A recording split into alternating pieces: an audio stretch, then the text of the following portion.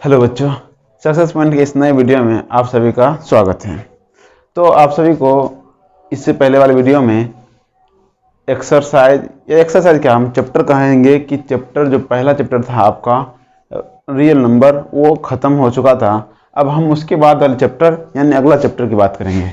तो अगला चैप्टर है बहुपद, और इस बहुपद को यानी दूसरा चैप्टर है, क्या नाम है? बहुपद, और इंग्लिश में कहते हैं पोलिनोमियल्स। ठीक है, तो आपको इस वीडियो में बहुपद के बारे में बताएंगे। और बहुपद बताने से पहले सबसे पहले देखना चाहेंगे कि इस चैप्टर का नाम जो बहुपद है इसका मतलब क्या होता है, और इसका जो मेन इम्पोर्टेंट जो थ्योरी पार्ट है उसको इस वीडियो में कवर करेंगे। और उसके बाद इसके नेक्स्ट वीडियो में आपको एक्सरसाइज की तरफ लेके चलेंगे। ठीक है, चलिए देखते हैं कि सबसे पहले आपके बोर्ड पे कुछ लिखा हुआ है उसको हम एक एक करके समझेंगे, जिससे आपको एक्सरसाइज बनाने में किसी तरह का कोई परेशानी नहीं हो।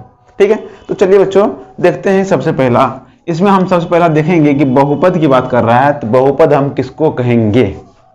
ठीक है, तो सबसे पहले आप मेरे बातों को ध्यान से सुनिएगा और समझते जाइएगा।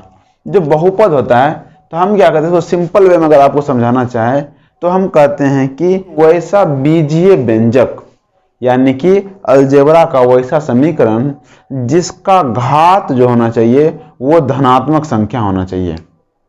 धनात्मक संख्या का मतलब यहाँ पर प्लस वाला संख्या होगा। यदि किसी भी बहुपद, एग्जाम्पल की बात करेंगे, एग्जाम्पल हम इधर आपको बताना चाहते हैं कि देख लीजिए कि अगर कोई दे दिया ax² प्लस में bx प्लस में c, या दे दिया 2x² प्लस में 8 या 9x प्लस में 5 या 8 9, तो इस सब को हम बहुपद कहेंगे।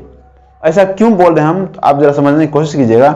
हम अभी जस्ट आपको परिभाषा बताया कि वैसा बीजीय व्यंजक जिसका घात होता है क्या, सम बोलते हैं कि धनात्मक संख्या होता है, उससे हम क्या बोलते हैं, बहुपद बोलते हैं। जस्ट देखिए, अगर इसके घात की बात करेंगे, इसमें घात क्या है, 2 है, धनात्मक है यानी प्लस में है। इसमें भी देखते हैं 2 है, इसमें 1 है, इसमें कुछ नहीं है तो हम x पावर 0 लिख सकते हैं, क्योंकि हम जानते हैं कि x पावर 0 का मतलब कितना होता है, 1 होता है। और 1 यानी कि अगर ऐसा लिखा हुआ था हम इसको x पावर 0 लिख सकते हैं। ठीक है, तो यानी कि वैसा बीजीय व्यंजक जिसका पावर धनात्मक संख्या होता है उसको हम क्या बोल देते हैं, बहुपद बोल देते हैं। ठीक है, और आपको कुछ बातें ध्यान देनी पड़ेगी।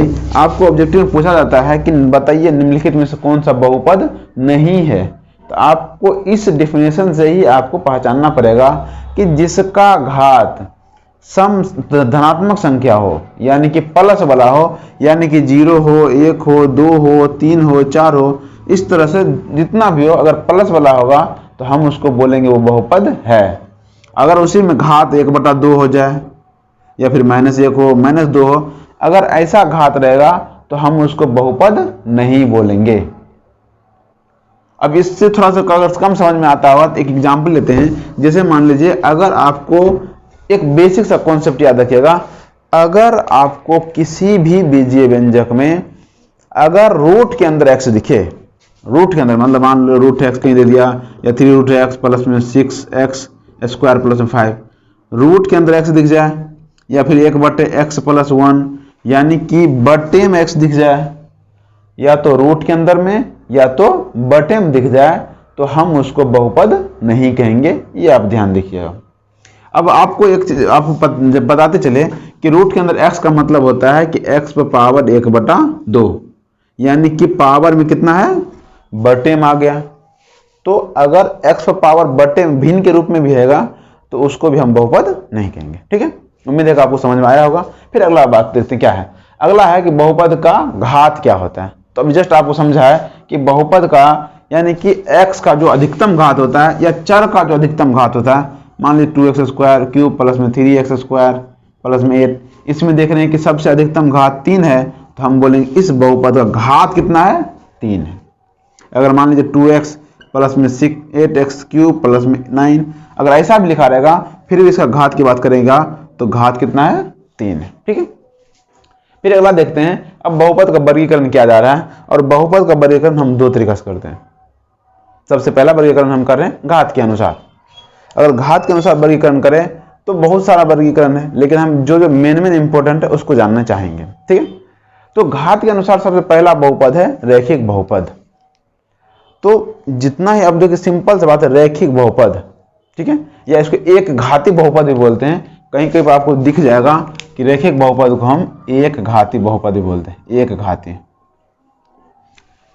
तो नाम से पता चल रहा है कि वैसा बहुपद जिसका घात एक हो उसको हम क्या बोलते हैं, रैखिक बहुपद कहते हैं। और एक बात आपको यह भी ध्यान देना पड़ेगा कि किसी बहुपद का जितना घात होता है उतना ही उसका शून्यक भी होता है, ठीक है। जैसे ध्यान दीजिए, अगर रैखिक बहुपद है, रैखिक बहुपद में घात एक होता है। एग्जाम्पल अगर लेना चाहेंगे तो हम कुछ इस तरह से एग्जाम्पल आपको दे सकते हैं। यहाँ पर देखते हैं, अब जैसे मान लीजिए 2x प्लस में 5, x का घात कितना नहीं कुछ है तो एक है, यानी ये रैखिक बहुपद है। मान लिया 5x प्लस 5 या 3x, इसमें एक घाती बहुपद है। तो जिस बहुपद का घात एक हो हम उसको क्या बोलते हैं, रैखिक बहुपद, ठीक है। अब एक चीज समझिए, एक चीज कभी कभी देखा जाता है कि रैखिक बहुपद का जो व्यापक रूप होता है, यानी कि बड़ा से बड़ा आप कितना बड़ा लिख सकते हैं, तो उस व्यापक रूप का आप याद रखिएगा होता है ax प्लस b, यानी कभी भी इससे बड़ा कभी भी नहीं होगा। कहने का मतलब अगर रैखिक बहुपद है तो एक x का गुणांक होगा और एक अचर होगा, इसके अलावा कुछ नहीं हो सकता है। मान लीजिए 2x प्लस में 5 हो सकता है, इससे बड़ा आप अगर 7 लीजिएगा इसमें जुड़ जाएगा। तो जो रैखिक बहुपद होता है उसका व्यापक रूप होता है ax प्लस b, ये याद रखिएगा। और इसकी शून्यकों की संख्या एक होती है। और इसके ग्राफ के अगर बात करेंगे तो इसका ग्राफ जो होता है एक सरल रेखा होता है। रैखिक मतलब रेखा, यानी कि एक चीज याद रखिएगा, ऑब्जेक्टिव अगर पूछा जाए कि रैखिक बहुपद का जो ग्राफ का आकार होता है वो कैसा होता है, तो इसके ग्राफ का आकार एक सरल रेखा होता है। फिर अगला है द्विघाती बहुपद। सेम वही बात, जिस बहुपद का घात 2 होता है उसको हम द्विघाती बहुपद बोलते हैं। द्विघाती बहुपद में हम ले लेंगे, इसमें जैसे मान लीजिए इतना लिख दिए, ये 2 घात हो बड़ा, या 2x स्क्वायर प्लस में 3x प्लस में 9, इसमें भी घात कितना है 2 है, तो हम इसको भी क्या बोल देंगे, द्विघाती बहुपद, ठीक है। अब इसमें भी देखना चाहेंगे कि जितना बोले जितना घात उतना शून्य, तो द्विघाती बहुपद के शून्य कितने होंगे, 2 होंगे। एक घाती बहुपद का शून्य 1 होता है, द्विघाती बहुपद का शून्य 2 होता है, ठीक है।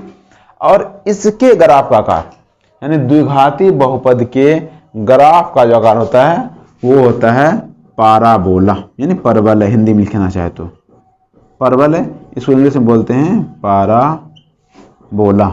और ये कुछ यू आकार का बनता है, चाहे ऐसा यू है या ऐसा बने, किसी तरह का बन सकता है। तो इसका जो आकार होगा, जो द्विघाती बहुपद होता है उसका आकार इस तरह का होता है, पाराबोला, ठीक है।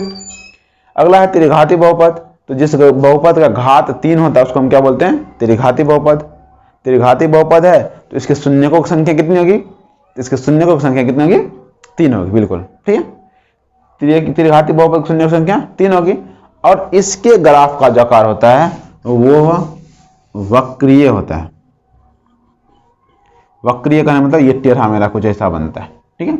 जो त्रिघाती बहुपद होता है उसके बहुपद के ग्राफ का जो आकार होता है वो वक्रीय होता है, ये याद रखिएगा, ठीक है। ये सिंपल सा बात था। फिर अगले टॉपिक को देखते हैं। अगला टॉपिक क्या है, अगला टॉपिक अब बात करेंगे पद के आधार पर। पद के आधार पर भी कुछ प्रकार बांटे गए हैं, तो उसमें जो जो इंपॉर्टेंट है उसको हम पढ़ेंगे। पद के आधार पर सबसे पहले दिया एक पदी बहुपद, यानी कि अब एक चीज समझिए, इसमें आपको तो इसका बता दिए कि इसका व्यापक रूप क्या होता है, ये x प्लस बी। अब इसी तरह से द्विघाती बहुपद का जो व्यापक रूप होता है वो होता है ax स्क्वायर प्लस में bx प्लस में c, और त्रिघाती बहुपद का होता है ax क्यूब प्लस में bx स्क्वायर प्लस में cx प्लस में d। और आपको यहाँ पर ध्यान ये भी देना पड़ेगा कि यहाँ देखिए ax स्क्वायर, अगर हम बात करें यहाँ पे ये a जो होता है कोई वास्तविक संख्या होता है, मतलब कि या तो परिमेय हो या अपरिमेय हो, यानी जो भी हो वो वास्तविक संख्या होगा, ठीक है। अगर हम a की बात करें तो a को हम बोल सकते हैं एक्स स्क्वायर का गुणांक। आपने 9th क्लास में जरूर क्लास किया होगा, तो उसने आपको बताए होंगे सर कि एक्स यानी कि इसमें एक्स स्क्वायर गुना हुआ a से, तो हम a को बोलते हैं एक्स स्क्वायर का गुणांक। b गुना हुआ x से, तो हम b को बोलते हैं x का गुणांक। c क्या है, अचर है, क्यों अभी अचर के बारे में जानेंगे कि अचर क्या होता है, ठीक है। फिलहाल यहाँ पर अगर बात a किसका है तो x क्यूब का गुणांक है, यहाँ पर b किसका गुणांक है तो x स्क्वायर गुणांक है।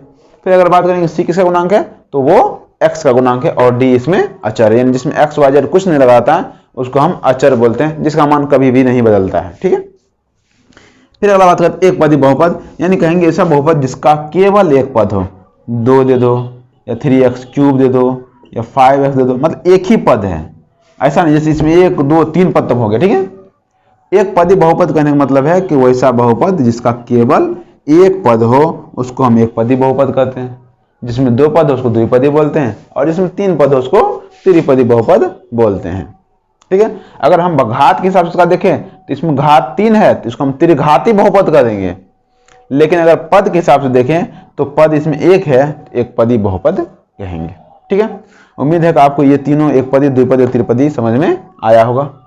फिर देखते हैं अगला क्या है, कुछ अलग से एग्जाम्पल्स हैं, या एग्जाम्पल है इसका अलग से परिभाषा है। अगला परिभाषा है अचर बहुपद। बात करते हैं अचर बहुपद की।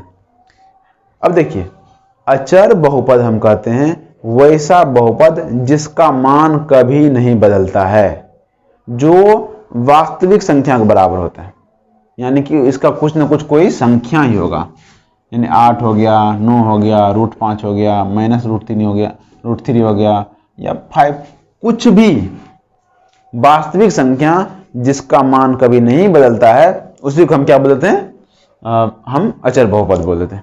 ठीक है, फिर अगले बात करते हैं शून्य बहुपद की। और हाँ, एक चीज और याद रखिएगा, अचर बहुपद में जो अचर बहुपद होते हैं, अचर बहुपद का जो घात होता है वो 0 होता है। ये किस तरह से, जैसे मान लीजिए अगर यहाँ 5 दिया हुआ है तो हम इसको x पर पावर 0 लिख सकते हैं, क्योंकि किसी भी संख्या पर पावर यदि हम 0 देते हैं तो उसका मान 1 होता है। ये आपने 8th क्लास में जरूर पढ़ा होगा।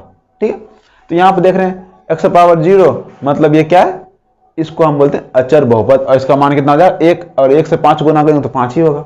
ठीक है, तो ये बात याद रखिएगा, जो अचर बहुपद होते हैं उसका जो घात होता है वो 0 होता है। फिर अगला बात करते हैं शून्य बहुपद का। तो शून्य बहुपद कहते हैं कि वैसा बहुपद जिसका शून्य या जिसका गुणांक क्या होता है, 0 होता है। चाहे इसमें x क्यूब दे दो 0.0x प्लस में 0, यानी कि वैसा बहुपद जिसका गुणांक मतलब गुना हुआ क्या है 0 हो, उसी को हम बोल देते हैं शून्य बहुपद। वैसे ये इतना इंपॉर्टेंट नहीं है, ऐसे कभी पूछा भी नहीं गया, लेकिन फिर भी आपको आपकी जानकारी के लिए बता दिया जाता है कि शून्य बहुपद हम उसको कहते हैं जिस बहुपद का गुणांक क्या हो, 0 हो। अब ये भी याद रखिए, इसका जो घात होता है वो अपरिभाषित होता है, क्योंकि हम इस पर x को कितना घात दे दें, 0 से गुना करेंगे तो 0 ही होगा ना, तो इसलिए इसमें कहते हैं कि शून्य बहुपद का जो घात होता है वो क्या होता है, अपरिभाषित होता है। ठीक है, फिर अगला बात करेंगे बहुपद का मान। तो चलिए बात करते हैं बहुपद के मान के बारे में। मान लीजिए आपको कोई p ऑफ x कोई बहुपद, हाँ एक चीज याद रखिएगा, बहुपद को हम ज्यादातर p ऑफ x से ही सूचित करेंगे। ठीक है, तो बहुपद p ऑफ x को अगर मान लीजिए x² है प्लस में 3x प्लस में 8 दे दिया, और मान ले x बराबर 1 पर अगर हम मान निकालना चाहेंगे, लिखेंगे p1 बराबर में लिखेंगे 1 का स्क्वायर प्लस में 3 गुना 1 प्लस में 8, ये कितना 1 प्लस में 3 प्लस में 8, तो 8 से 12 आ गया। तो यही बात करते हैं कि x बराबर 1 पर बहुपद p ऑफ x का मान कितना आया, 12 आया। इसी को हम क्या बोलते हैं, बहुपद का मान कितना पर, x बराबर 1 पर। ठीक है, इसको हम बोलेंगे x बराबर 1 पर बहुपद p ऑफ x का मान, ये हो गया बहुपद का मान। अब बात करते हैं सबसे इंपॉर्टेंट चीज जो आपको इस चैप्टर में अच्छे से आपको समझ में आना चाहिए, जिससे आपको आगे कोई दिक्कत नहीं हो, वो है बहुपद का शून्यक। अब देखिए, हमने x बराबर 1 रखा तो p ऑफ x का मान कितना आ गया, 12।